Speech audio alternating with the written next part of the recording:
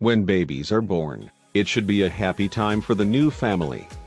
There is nothing quite as special as that moment when two people madly in love get to expand their home and share all of that love with new lives of their own making. However, sometimes what should be a time of pure bliss is marred by misfortune.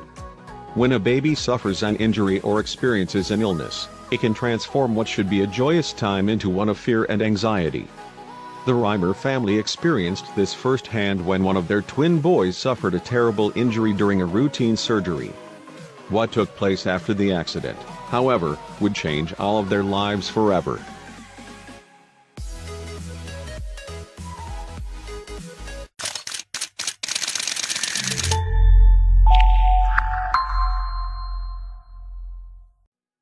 When identical twin boys Bruce and Brian Reimer were born in Winnipeg, Canada, in 1965, their family was overjoyed.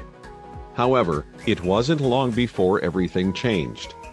When their mother brought them to the doctor for a routine circumcision, there was a horrible accident that left Bruce's penis horribly burned and beyond the restorative powers that surgery could allow.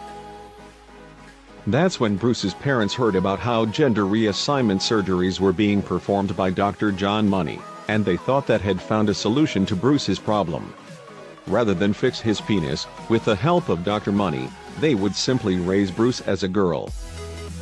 Dr. Money was convinced that gender was a fluid construct and that if Bruce was raised as a girl, and given a few surgical procedures along the way, Bruce would have no problem completely identifying as a woman, even though he had been born male.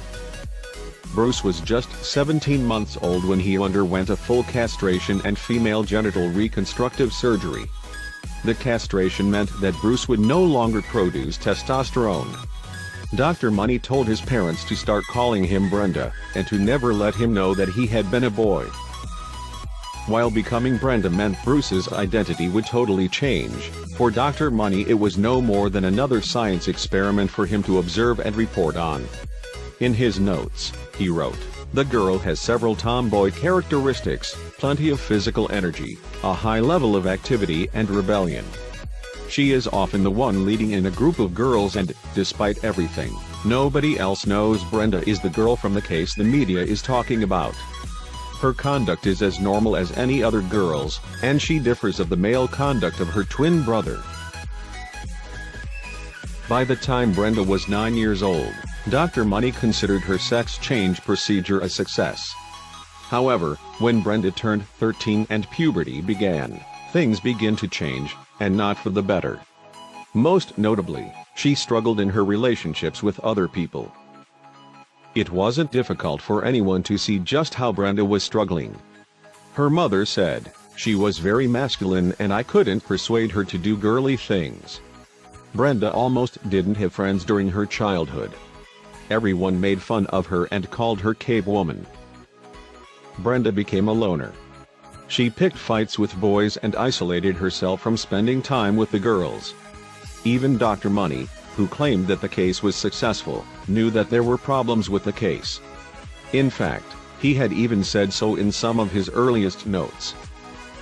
When Brenda's parents confronted Dr. Money with their concerns, he brushed them off, chalking it up to being a phase. That was when they lost all confidence in the doctor and decided that the time had come to finally tell the twins the truth. Brenda was actually born as a little boy. Brenda immediately decided to start going by the name David. He felt like his whole life finally made sense.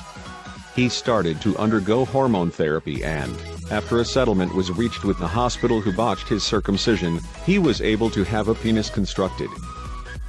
David's life as a man felt right to him, and while he could never have children, he did get married in 1990 and became the proud stepfather to his new bride's 3 children. For the first time in as long as he could remember, he felt right in his own skin. Tragically, David's story did not have a happy ending. When he and his brother found out that they had been part of a scientific study, it devastated them both. Brian died of a drug overdose, and David, overwhelmed with depression and grief, took his own life in 2004.